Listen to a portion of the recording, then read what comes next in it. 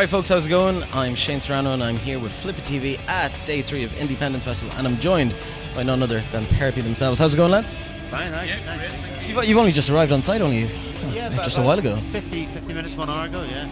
Okay, and what's the first impressions of the festival? It's good, I like it. Well, I mean, I've never done a festival kind of in this neck of the woods. We've done club shows and all done around this area, but never done a festival.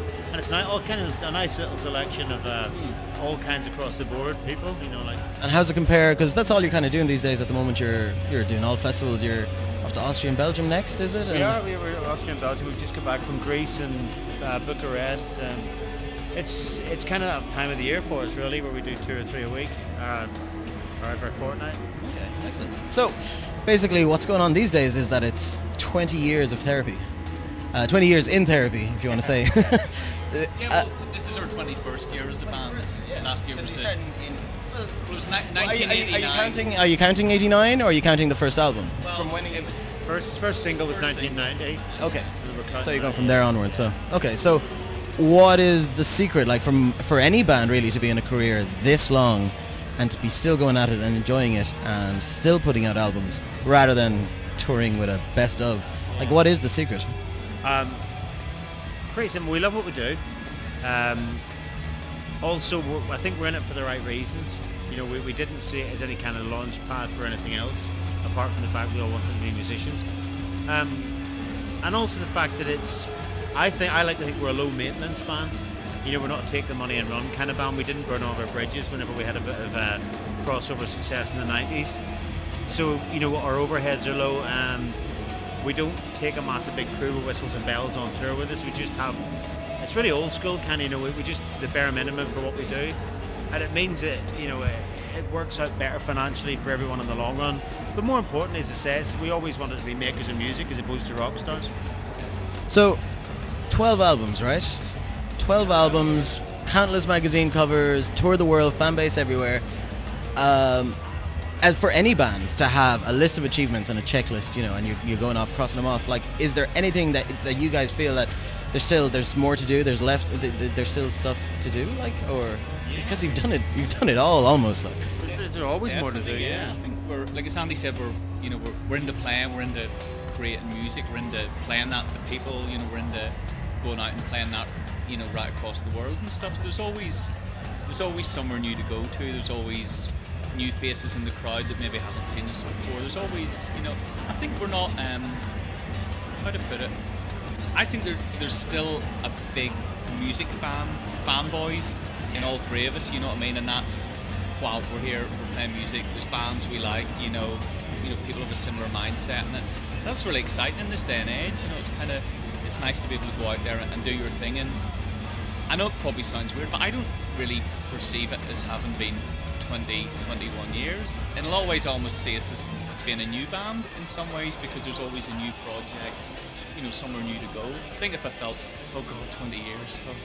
So. Has it taken its toll, or has time flown by? No, it's flown by. It really has. Honestly, it's scarily fast. Really scarily fast. So 20 years ago, if the first band practice, the first meetings, the first jams, if that didn't work out, what would you be doing? Would you still be in the Tire Factory? No. I mean, I would have been well out of the Tire Factory anyway. I'd made up my mind before that happened. I was going to go back and finish off the work I should have done at college. But I think I would have been something great. But I don't know. You know, there's something to be said about the person that I was before I was in the band, the person I am now.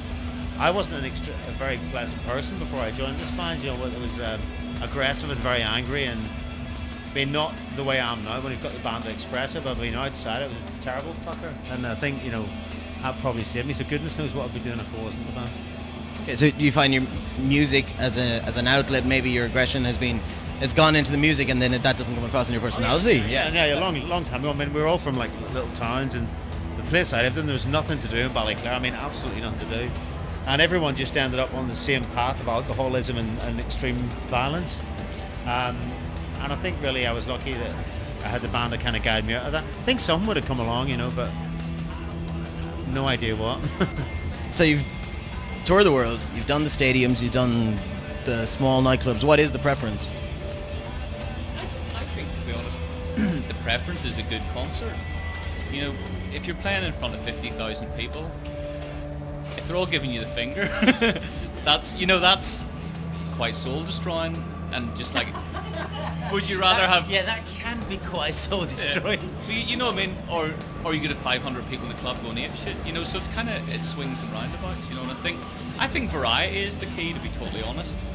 I always think sometimes when you play the larger shows and the crowd are just a mist 100 meters away, and it's kind of hard sometimes to get a vibe off that, and for the audience as well as the band. And then club shows, it's much more visceral and in your face, and there's a real one-on-one connection there. So each side of it has got good and bad points. So in a similar vein, festivals versus your own shows, what do you prefer? I prefer own shows, I think. But do you know what as well? People never mention this in rock and roll. That if you play the kind of music that we play, and I'm presuming that you sort of like and play as well, which isn't pop music, you're human. So I'm not Robbie Williams. So whether I'm, if I'm having a shitty day, even if there's 20,000 people in a festival in Europe and we're quite high up the bill, I can't go on and go, hey, all right. I'll go on stage, I'll be a grumpy fucker, and I will play the set, and I will do it, and it'll be gnarly, and that'll be it. But at the end of the day, I'm just human, and or else I can go on stage and no fuckers turned up and be in a really good mood and go, right, let's play for an hour and a half. But it depends. But people always forget that human element of it as well. I think if you're professionally show business and you can turn that stuff on and off, then great. But if you kind of play sort of slightly more agitated guitar music and honest human music that we do, I find it a bit difficult to be Mr. Showbiz, unless I've had 8 cans of cider. And so, also on the topic of this versus this, big tours versus small tours, going out for months on end or just doing a couple of dates, coming home, what do you prefer? And being a family man as well, has that affected that decision?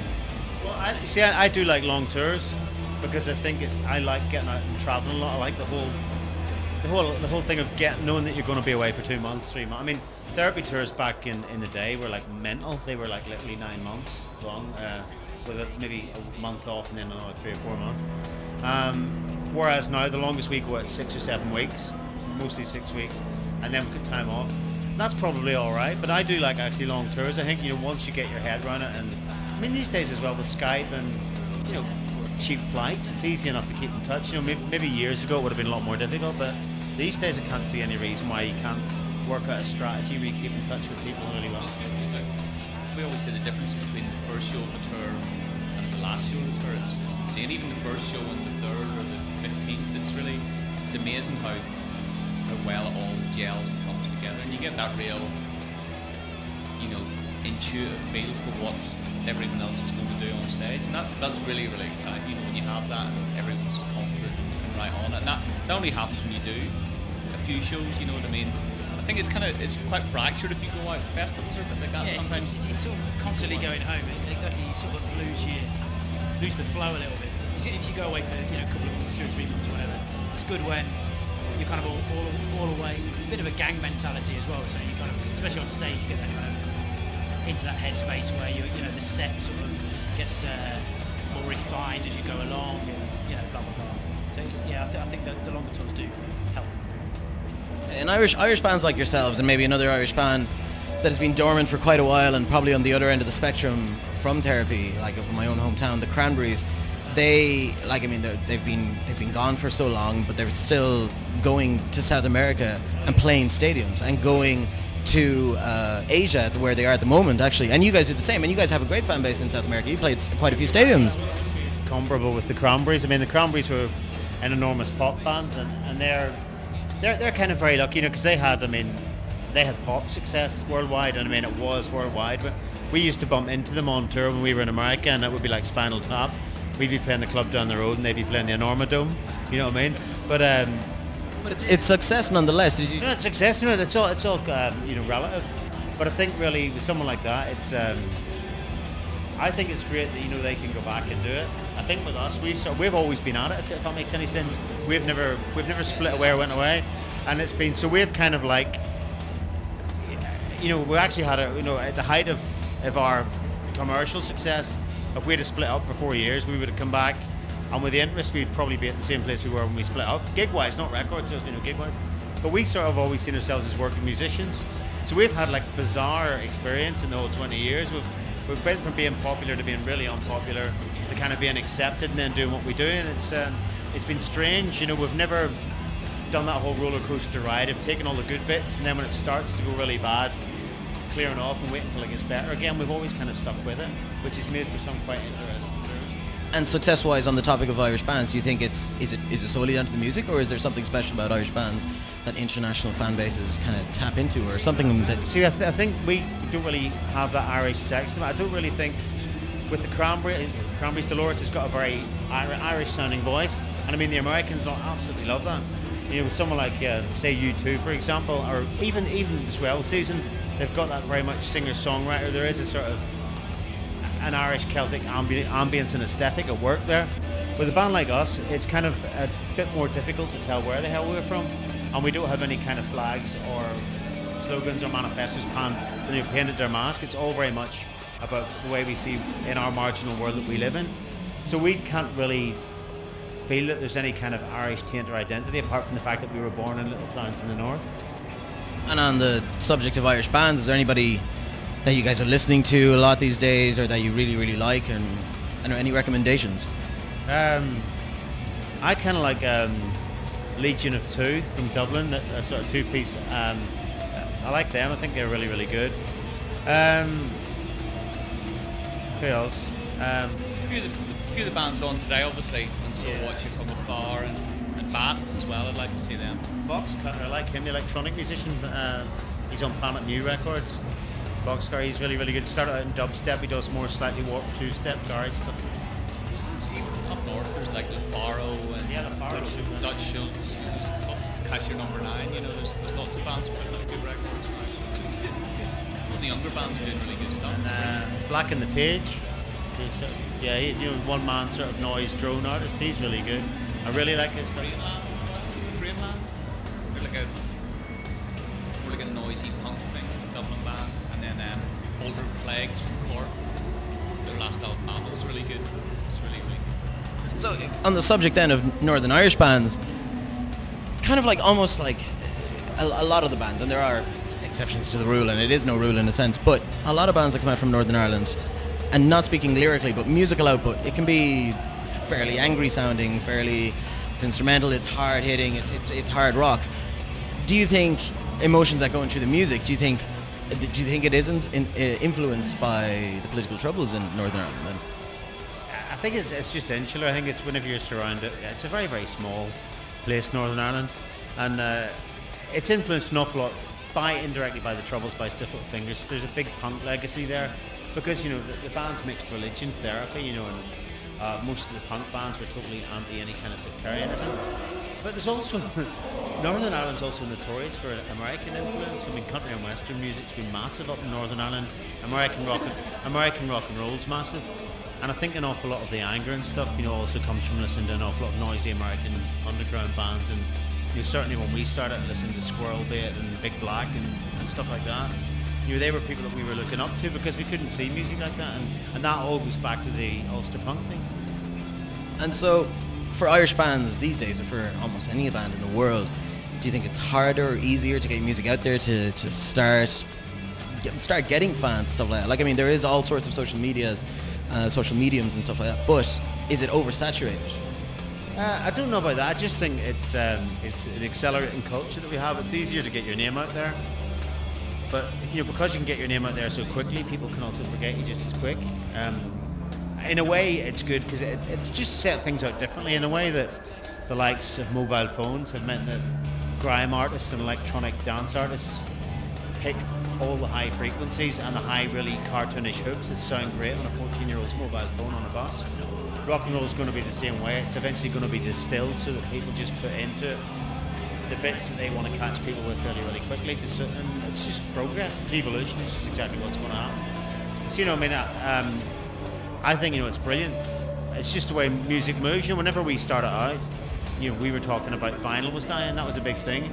Now people are talking about any kind of form of pre-existing format is going to die out. It's all going to just exist digitally. So it's evolution. It's what happens, and people change with it. So, 21 years of therapy.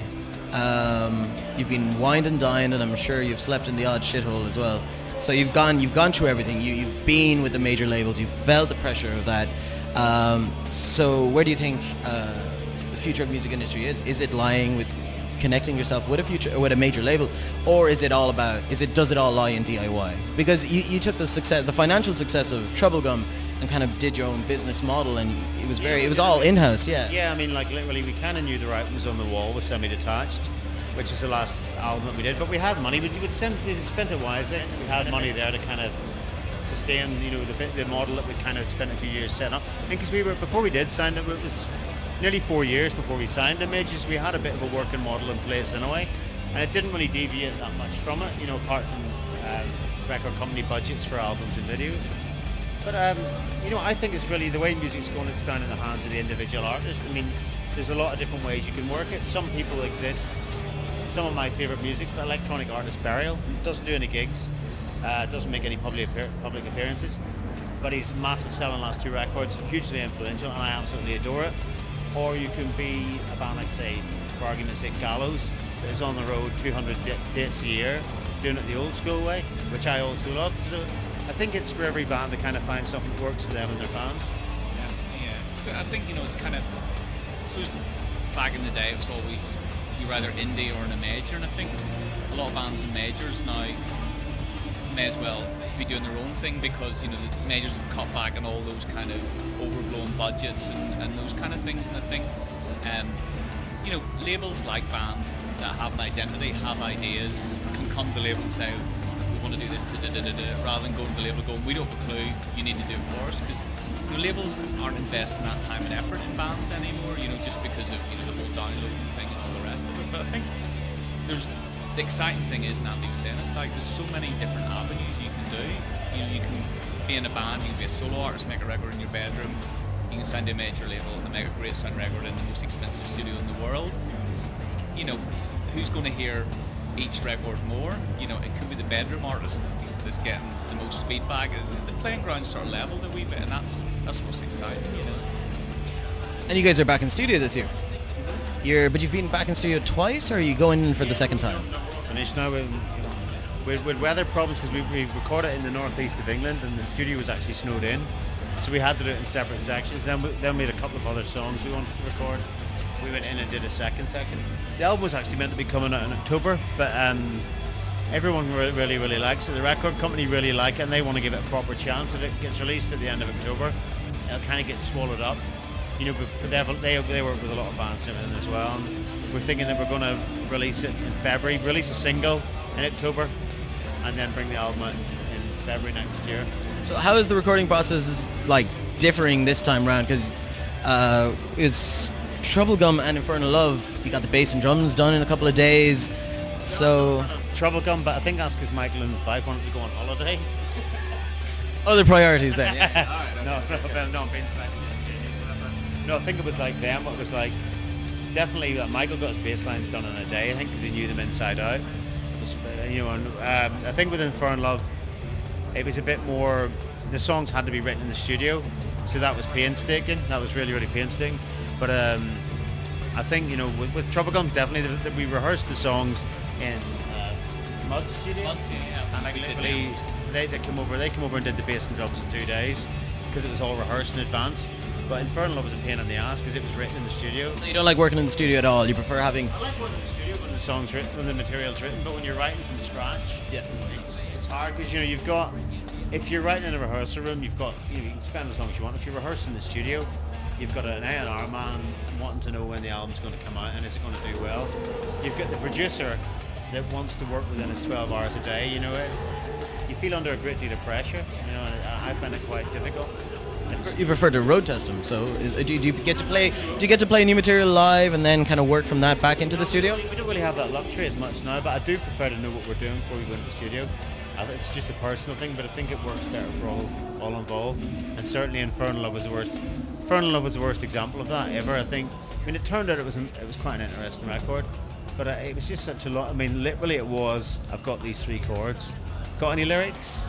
No. And literally, if I put you in the kitchen for half an hour, can you write some lyrics? It's like, and look, it's bullshit, really. So trial and error. You'll never want to do something like that again.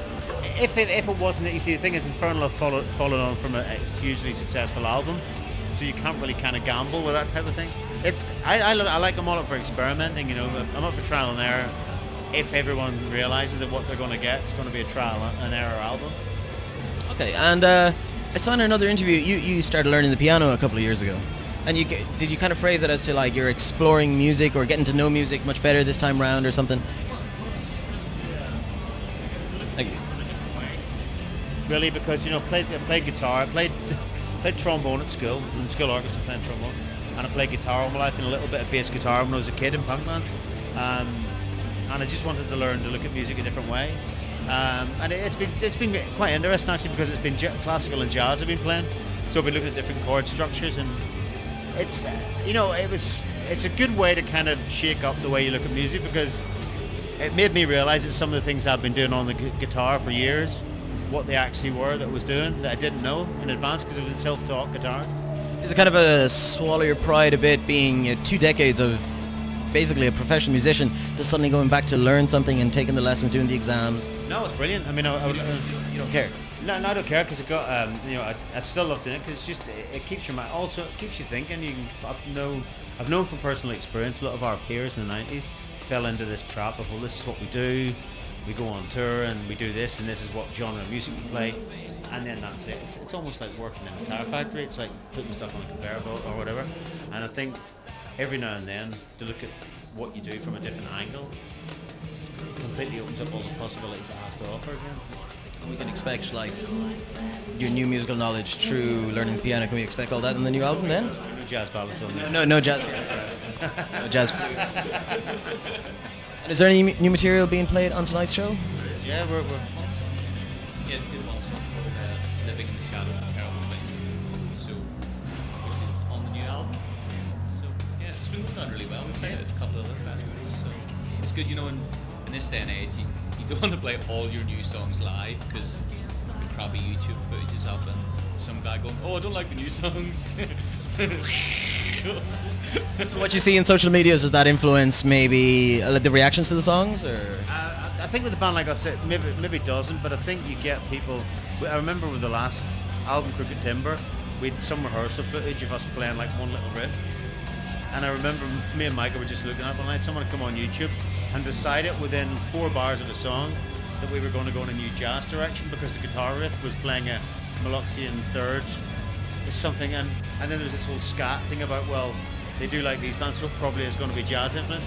And at the end of it, this guy had talked himself into the fact that Therapy's new album was going to be jazz influenced, and he, for one, would not be buying it, which is quite hilarious. It was like based on what I looked of 3 bars or something like that. Yeah. Yeah, good, but people are excited and people are interested. You know, it's with a lot of these things, we always say it's like a pub conversation, you know, on the web. You know what I mean? These are the things that we talk about bands that we like, and oh, did you see that, or did you hear the new track of such and such? And I would never go on the website and go, oh, I see, Mastodon, what you're trying to do with your new album, I think. You know what I mean? People, they get a bit carried away sometimes, but it's good. The interest is brilliant, you know. But people are excited. Are you guys excited? Yeah, very much. So. Yeah. Most definitely. Do you find that 2 decades on, is it hard to come across with like a new direction for Therapy, or? No, not really. No, we had a lot of different. I mean, we left some songs off this record this time round. We were listening to quite a lot of different stuff. It was harder to kind of. We're getting so fussy now that it's hard to. It's a bit like Samuel Beckett, the writer. You know, what he did was he took all the text and he says, right, you know, I want to get across one thing, you know, and it was. A film director summed it up brilliantly years ago. Samuel Beckett would say, right, met this girl a long time ago. Fell in love with her, she didn't want anything to do with me, and it was terribly sad. And Samuel Beckett said, well, what you need to say then is just somebody screaming for 30 seconds, because that sums the whole thing up. And I think, you know, what's getting harder for us is trying to take all the ideas away, because we'll chuck all the ideas in and chuck all the ideas in. And I think the most powerful way to do it then is what you take away. Say the most with the, you know, say the most things with the least statements. I kind of steered away from Samuel Beckett at all in this interview, but you are obviously a very big Beckett fan. You seem to incorporate it in every answer anyways. Yeah. Okay, so just to wrap up, one last question. there are rumors that there will be re-releases of Baby Teeth and Pleasure Death remasters. Is that true at all? Been remastered, yeah. Yeah, we've been talking about that for a while, and Harvey, who produced and recorded Pleasure Death, he did the remasters, so he had a very sympathetic ear to the original recordings, and they sound really great. Yeah, it sounds great. And we're just we've got some bonus stuff which we're not sure what form that might take. And now that we've got a release date for the new studio album, which is obviously the priority, we're going to work together with Southern and get a good date for those to be released, so there's no clash or anything like that. So we'll be hopefully expand the artwork and They've been very good about it, haven't they? hopefully it's going to be a really I know that was technically my last question, but on the subject then of like your first two albums, do you listen back, like with every album and every band, they should do something and that they will be happy with if they listen on 10 years from now? Do you guys listen back to those albums and goes, that was a fuck up, this was a mess up, I messed that up, oh, that shouldn't have been there, and something, is there anything that stands out to you? I think, right, my favourite therapy, Baby Teeth's one of my favourite therapy albums, and Crooked Timber, the one we did last year, and I really like Suicide Pact 2 first. I like 3/4 of it. I mean, I don't like Semi-Detached at all. I think Shameless is alright. Never Apologize is good. Don't really like Pleasure Death that much, apart from a couple of tracks. I can't stand Nurse, the sound of it. I think it's a great album, but it's got awful sound. So yeah, I'm just a human. I mean, I think Baby Teeth was brilliant. I mean, at the time when it was released, so many critics of it were saying it's very lo-fi and very, very, very sort of rough recording, which I absolutely adore about it. I think it's really exciting sounding, and I think it's great. And same thing as like with the last album we did, Crooked Timber. There's a certain sound to it which I just think is very therapy, but also it's also quite modern in a way, and it doesn't sound like a bunch of guys that have been around for 20 years and that are bored. Excellent. Thanks very much, guys. I hope you enjoyed the rest of the festival, and I hope you enjoyed tonight as well. Thank you very much. Cheers. Thanks, lads. Flip it!